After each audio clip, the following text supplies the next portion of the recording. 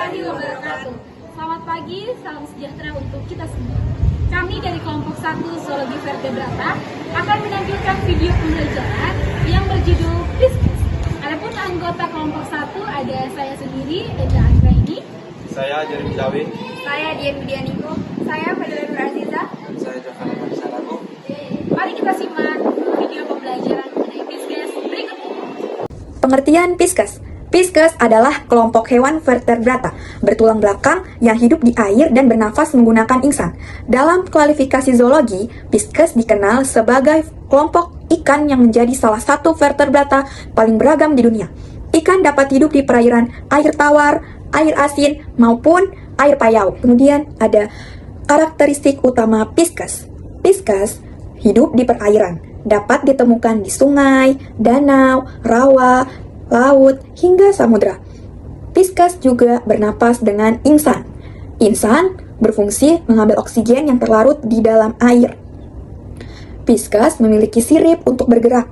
Sirip membantu berenang, menjaga keseimbangan, dan mengatur gerakan. Tubuh umumnya ditutupi sisik. Sisik membantu melindungi tubuh dan mengurangi gesekan saat bergerak di air. Pisces bersifat poikilotrep, berdarah dingin. Suhu tubuh menyesuaikan dengan suhu lingkungan. Memiliki tubuh yang streamline atau ramping, membantu bergerak lebih efisien di dalam air. Jantung terdiri dari 2 ruang, yaitu serambi atrium dan 1 bilik ventricle yang berkembang biak, umumnya ovipar, bertelur. Tetapi ada beberapa ikan yang melahirkan vivipar atau bertelur melahirkan ovovivipar. Memiliki garis rusuk linear lateralis, berfungsi mendeteksi getaran dan perubahan tekanan di air. Berbicara mengenai Pisces, kelompok hewan vertebrata yang hidup di perairan dan bernapas menggunakan insang. Ternyata tidak semua ikan ini memiliki struktur tubuh yang sama. Berdasarkan karakteristik tubuh dan jenis rangkanya, Pisces terbagi menjadi 3 bagian atau 3 kelompok utama. Yang pertama ada Achnata, ikan tidak berahang. Yang kedua ada Chondrichthyes atau ikan bertulang rawan. Dan yang ketiga ada Osteichthyes, ikan bertulang keras. Nah, masing-masing kelompok tersebut memiliki ciri-ciri struktur tubuh serta cara hidup yang berbeda sebagai bentuk adaptasi terhadap lingkungannya. Perbedaan ini menunjukkan tingginya keanekaragaman dalam kelompok Pisces yang menjadi dasar pengelompokan ikan dalam kajian zoologi vertebrata. Pada pembahasan kali ini, fokus kajian akan diarahkan pada kelompok Achnata, yaitu kelompok ikan tidak berahang yang dianggap sebagai kelompok Pisces yang paling primitif. Achnata berasal dari bahasa Yunani, a yang berarti tidak dan gnatos yang berarti rahang. Jadi, Achnata adalah kelompok vertebrata atau hewan bertulang belakang yang tidak memiliki rahang sejati. Achnata merupakan kelompok ikan paling primitif yang masih ada hingga saat ini. Tubuhnya memanjang seperti belut dan hidup di perairan laut maupun air tawar. Contoh Achnata sendiri ada 2, ada lamprey dan juga hagfish. Nah, setelah kita memahami konsep apa itu Achnata secara sederhana, kita lanjutkan dengan memahami ciri khusus Achnata agar kita dapat membedakan Achnata ini dengan kelompok-kelompok ikan lainnya. Nah, ciri Achnata yang pertama, Achnata tidak memiliki rahang, tidak mempunyai sirip berpasangan, rangka tubuh tersusun dari tulang rawan, mulut berbentuk bundar seperti pengisap, kulit licin dan tidak bersisik, memiliki notokorda atau korda dorsalis yang tetap bertahan hingga dewasa, bernapas menggunakan insang, kemudian jantungnya terdiri atas 2 ruang, 1 serambi dan 1 bilik, kemudian berdarah dingin atau poikiloterem. Nah, Achnata juga dibedakan berdasarkan klasifikasinya atau terbagi lagi menjadi 2 kelompok utama, yaitu hagfish dan lamprey seperti yang saya sudah sebutkan di awal tadi, namun belum secara spesifik. Nah, hagfish merupakan kelompok Achnata yang hidup di laut dan terkenal karena kemampuannya dapat menghasilkan lendir dalam jumlah banyak sebagai alat pertahanan diri hidup di laut. Tubuh menghasilkan lendir dalam jumlah banyak bersifat pemakan bangkai. Contohnya ada Maxine glutinosa. Yang kedua ada lamprey. Nah, lamprey merupakan kelompok Achnata yang memiliki mulut berbentuk pengisap. Sebagai spesies yang hidup sebagai parasit dan menempel pada tubuh ikan, hidup di air laut dan air tawar, sebagian bersifat parasit pada ikan. Contohnya Petrymizon dan Marinus.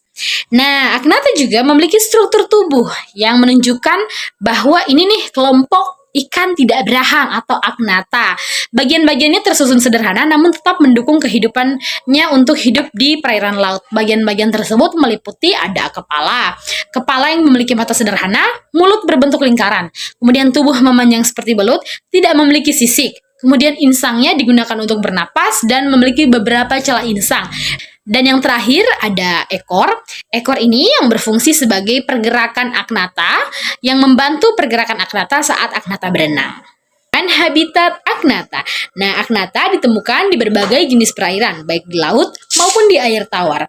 Habitat yang berbeda mempengaruhi cara hidup masing-masing kelompok. Yang pertama ada yang hidup di air laut, yaitu berupa hagfish. Sebagian besar hagfish ini hidup di dasar laut dan mencari makan berupa bangkai hewan laut. Yang kedua ada air tawar. Nah, beberapa jenis lamprey hidup di sungai dan di danau. Contohnya, lamprey ditemukan di sungai-sungai yang memang berarus sedang. Kemudian yang ketiga ada habitat peralihan. Nah, yang hidup di habitat peralihan ini adalah beberapa lamprey.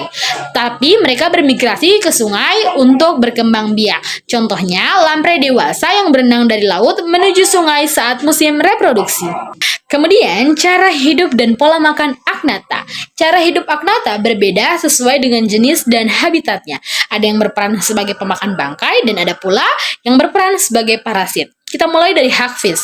Hagfish termaksud hewan detritivor dan scavenger atau pemakan bangkai. Memakan ikan mati atau bangkai hewan laut membantu membersihkan dasar laut dari sisa-sisa organisme. Contohnya, hagfish memakan bangkai ikan yang tenggelam di dasar laut. Yang kedua ada lamprey. Banyak jenis spesies lamprey yang hidup sebagai parasit yang menempel pada tubuh ikan menggunakan mulut mengisap darah dan cairan tubuh inangnya. Contohnya, lamprey yang menempel pada ikan salmon dan mengisap darahnya. Kemudian ada sistem reproduksi. Nah, untuk mempertahankan kelangsungan hidup spesiesnya, Agnatha berkembang biak secara seksual dengan pembuahan yang terjadi di luar tubuh. Tahapan reproduksi jantan dan betina menghasilkan gamet, kemudian terjadi pembuahan eksternal atau di luar tubuh, kemudian telur berkembang menjadi larva. Larva tumbuh dan berkembang biak menjadi individu dewasa. Nah, kemudian ada beberapa peran Agnatha dalam ekosistem.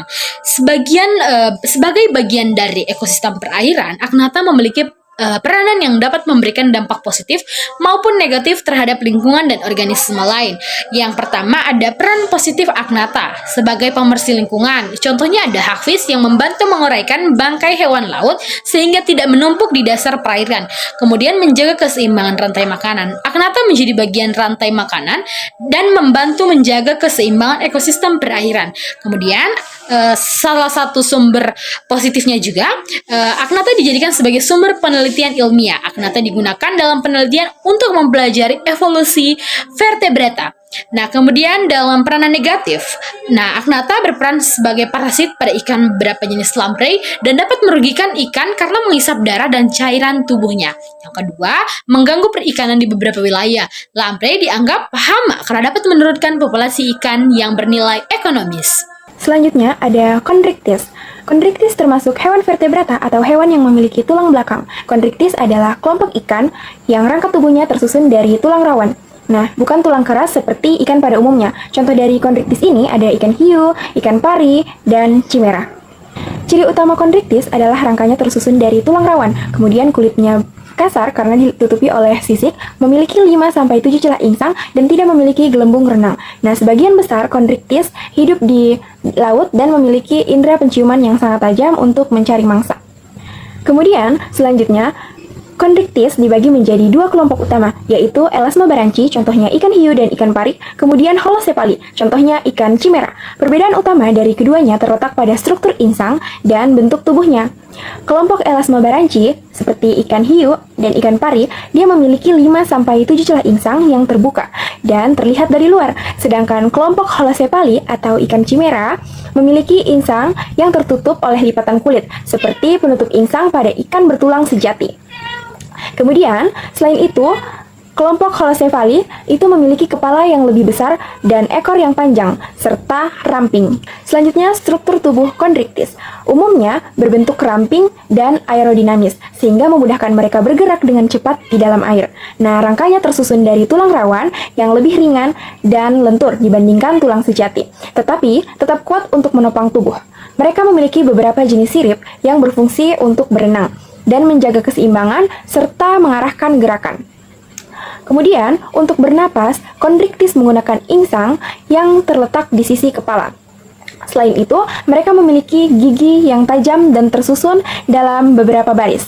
Jika ada gigi yang lepas atau rusak saat menangkap mangsa, gigi baru akan tumbuh dan menggantikannya, sehingga kemampuan berburu tetap terjaga. Selanjutnya, kulitnya juga terasa kasar karena ditutupi oleh sisik plakoid yang berfungsi melindungi tubuh dan mengurangi hambatan saat berenang.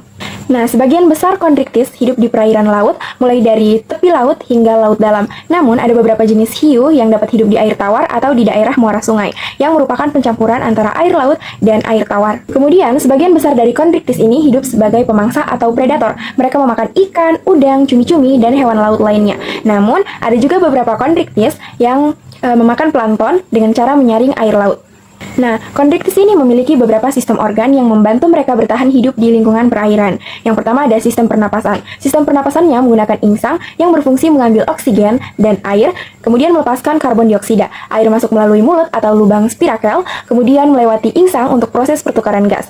Kemudian ada sistem peredaran darahnya. Sistem peredaran darahnya bersifat tertutup dengan jantung yang terdiri atas satu sarambi atau atrium dan satu bilik atau ventrikel yang memompa darah ke seluruh tubuh.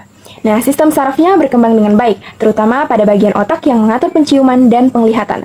Selain itu, kondriktis memiliki alat indera yang sangat peka, seperti mata untuk melihat, hidung untuk mendeteksi bau mangsa dari jarak jauh, serta gurat sisi yang dapat merasakan getaran dan gerakan di dalam air.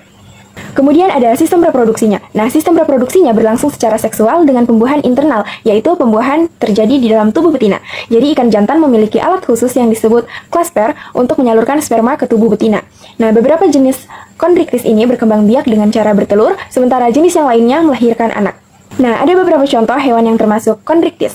Yang pertama ada whale shark atau hiu paus, kemudian ada great white shark atau hiu putih, kemudian ada manta rai atau pari manta, ikan pari, dan ikan cimera. Nah, kondriktis berperan penting dalam menjaga keseimbangan ekosistem laut. Sebagai predator, mereka membantu mengendalikan jumlah hewan lain agar tidak berlebihan. Sehingga, dengan demikian rantai makanan di laut tetap seimbang dan ekosistem dapat berjalan dengan baik. Pengertian Osteichthyes. Osteichthyes berasal dari bahasa Yunani, osteon bertulang, dan ichthyes berarti ikan, adalah kelas terbesar dari kelompok ikan atau pisces, yang memiliki rangka tubuh dari tulang sejati atau tulang keras, bukan tulang rawan. Kelompok ini mencakup hampir semua ikan yang kita kenal sehari-hari, mulai dari ikan mas, tongkol, hingga ikan hias di akuarium. Ciri-ciri khusus dari Osteichthyes memiliki beberapa karakteristik unik yang membedakannya dari kelas ikan bertulang rawan atau Chondrichthyes. Yang pertama, yaitu memiliki endoskeleton keras atau rangka tubuhnya tersusun atas kalsium fosfat yang kuat. Kemudian yang kedua, memiliki operculum atau penutup insang. Yang ketiga, memiliki gelembung renang atau organ internal yang dapat terisi gas. Kemudian yang terakhir yaitu yang keempat, yaitu memiliki sisik tipe tertentu. Umumnya tubuhnya ditutupi oleh tipe sikloid, ctenoid, atau ganoid. Kemudian untuk klasifikasi Osteichthyes, secara garis besar, Osteichthyes dibagi menjadi dua subkelas utama berdasarkan struktur siripnya. Untuk kelas yang pertama yaitu ada Asninopterygii atau ikan bersirip keras. Siripnya disokong oleh duri tulang yang lentur, mirip kipas. Contohnya ikan tuna, ikan badu, dan ikan lele. Kemudian kelas yang kedua yaitu Saptopterygii atau ikan bersirip daging atau lobus. Kelompok ikan purba ini memiliki sirip berdaging dan berotot. Contohnya itu ada ikan coelacanth dan ikan paru-paru. Kemudian yang keempat, struktur tubuh Osteichthyes. Jadi struktur tubuh Osteichthyes umumnya bersifat hidrodinamis untuk memudahkan pergerakan di dalam air. Jadi kepalanya itu terdiri dari mulut, biasanya di ujung depan atau terminal, mata tanpa kelopak, dan operculum. Kemudian yang kedua, badan. Badannya dilindungi oleh kulit bersisik dan memiliki gurat sisi. Kemudian yang ketiga, anggota gerak atau sirip memiliki sirip tunggal atau sirip punggung atau dorsal, kemudian sirip dubur atau anal, sirip ekor atau kaudal, dan sirip berpasangan seperti sirip dada, totola, dan sirip perut. Kemudian untuk ekornya, tipe ekornya umumnya homoserkal, di mana belahan atas dan bawah simetris. Kemudian untuk habitatnya sendiri, Osteichthyes memiliki kemampuan adaptasi yang luar biasa, sehingga dapat ditemukan di hampir seluruh wilayah perairan di bumi, meliputi air tawar, misalnya sungai, danau, rawa, dan sawah. Kemudian biasa ditemukan juga di air laut, mulai dari zona pasang surut, terumbu karang dangkal, hingga zona laut dalam yang gelap. Kemudian biasa ditemukan juga di air payau, misalnya di kawasan muara sungai dan hutan bakau atau bisa disebut dengan mangrove. Untuk cara hidup dan pola makan Osteichthyes hidup sebagai organisme akuatik yang bergerak aktif atau nekton. Berdasarkan pola makannya, cara hidup mereka sangat bervariasi. Ada yang herbivora, memakan alga dan tumbuhan air, contohnya itu ikan nila dan ikan badeng. Dan yang kedua ada karnivora atau predator, memakan ikan lain, crustacea atau serangga. Contoh ikannya itu ikan gabus, ikan tuna, dan ikan hiu martir. Kemudian ada juga omnivora, memakan segala baik tumbuhan maupun hewan kecil. Contoh ikannya itu ikan mas, ikan lele. Kemudian yang terakhir yaitu planktonivora atau menyaring plankton dari air menggunakan rigi-rigi insangnya. Contohnya itu ikan sarden. Sistem reproduksi Osteichthyes. Untuk sifat kelaminnya umumnya bersifat dioecious atau kelamin jantan dan betina terpisah dari individu yang berbeda. Untuk fertilisasinya, sebagian besar melakukan fertilisasi eksternal atau pembuahan di luar tubuh, di mana ikan betina melepaskan telur dan ikan jantan melepaskan sperma secara bersamaan di dalam air atau disebut dengan ovipar. Untuk siklusnya itu sendiri, itu telur yang menetas akan menjadi larva, berkembang menjadi burayak hingga akhirnya menjadi ikan dewasa. Contoh anggota Osteichthyes populernya adalah untuk ikan konsumsi air tawar ada ikan gurami, ikan lele, dan juga ikan nila. Untuk ikan konsumsi air laut itu ada ikan tuna, ikan tongkol, dan juga ada ikan kembung. Untuk bagian ikan hias itu ada ikan badut, ikan cupang, dan ikan koi. Untuk fosil hidupnya ada coel lacan. Peranan Osteichthyes dalam ekosistem, jadi Osteichthyes memiliki peran yang sangat krusial baik bagi alam maupun manusia. Dalam rantai makanan, bertindak sebagai konsumen tingkat menengah atau atas, mereka mengontrol populasi plankton atau invertebrata, sekaligus menjadi sumber makanan utama bagi predator yang lebih besar, seperti burung laut, mamalia air, atau lumba-lumba, atau anjing laut, dan juga manusia. Kemudian sebagai indikator lingkungan, keberadaan jenis ikan tertentu dapat menjadi indikator kualitas air dan kesehatan suatu ekosistem perairan. Selanjutnya sebagai nilai ekonomi bagi manusia, menjadi sumber protein hewani terbesar bagi manusia, baik dalam sektor perikanan tangkap dan juga budidaya, serta menggerakkan industri pariwisata dan hobi melalui ikan hias dan kawasan selam. Mungkin itu saja bagian dari Osteichthyes. Selanjutnya kita akan membahas mengenai anatomi dan fisiologi Pisces atau ikan. Bagian pertama yaitu anatomi Pisces. Anatomi adalah ilmu yang mempelajari struktur tubuh makhluk hidup, khususnya pada ikan. Tubuh ikan umumnya terbagi menjadi 3 bagian utama. Yang pertama ada kepala atau caput yang terdapat mulut, mata, lubang hidung, dan insang. Insang berfungsi sebagai alat pernapasan. Kemudian yang selanjutnya ada badan atau trutkus, bagian terbesar tubuh ikan. Terdapat sirip punggung atau dorsal, sirip dada atau pektoral, dan sirip perut atau pelvic. Organ dalam seperti jantung, hati, lambung, usus, dan ginjal berada di bagian ini. Kemudian ada ekor atau kauda. Terdapat sirip ekor atau kaudal yang berfungsi sebagai alat gerak utama saat berenang. Ciri-ciri tubuh ikan yaitu tubuh ditutupi sisik dan lendir memiliki gurat sisi atau linea lateralis untuk mendeteksi getaran di air. Memiliki gelembung renang pada banyak jenis ikan untuk mengatur posisi tubuh di air. Kemudian selanjutnya fisiologi Pisces. Jadi fisiologi Pisces ini adalah ilmu yang mempelajari fungsi organ-organ tubuh. Sistem pernapasan ikan. Ikan bernapas menggunakan insang. Oksigen terlarut dalam air diserap oleh insang dan karbon dioksida dikeluarkan. Sistem peredaran darah tertutup dan tunggal. Jantung terdiri dari dua ruang utama, satu serambi atau atrium dan satu bilik atau ventricle. Sistem pencernaan makanan masuk melalui mulut, kemudian ke kerongkongan, kemudian lambung, usus, dan berakhir pada anus, yang dibantu oleh hati dan pankreas.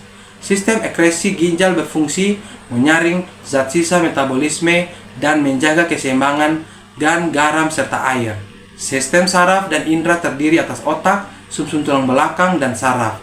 Kemudian memiliki mata, penciuman, serta gurat sisi yang peka terhadap perubahan lingkungan. Sistem reproduksi umumnya berkembang biak secara seksual. Sebagian besar bersifat ovipar atau bertelur dengan pembuahan eksternal. Jadi kesimpulannya, Pisces adalah kelompok vertebrata yang hidup di air, bernapas dengan insang, kemudian bergerak menggunakan sirip, dan memiliki berbagai sistem organ yang bekerja sama untuk mempertahankan kehidupan. Struktur tubuh atau anatomi dan fungsi organ atau fisiologi ikan menunjukkan adaptasi yang sangat baik terhadap lingkungan perairan. Itulah tadi video pembelajaran dari kelompok 1 mengenai Pisces. Terima kasih sudah menonton. Sampai jumpa di pertemuan selanjutnya. Wassalamualaikum warahmatullahi wabarakatuh.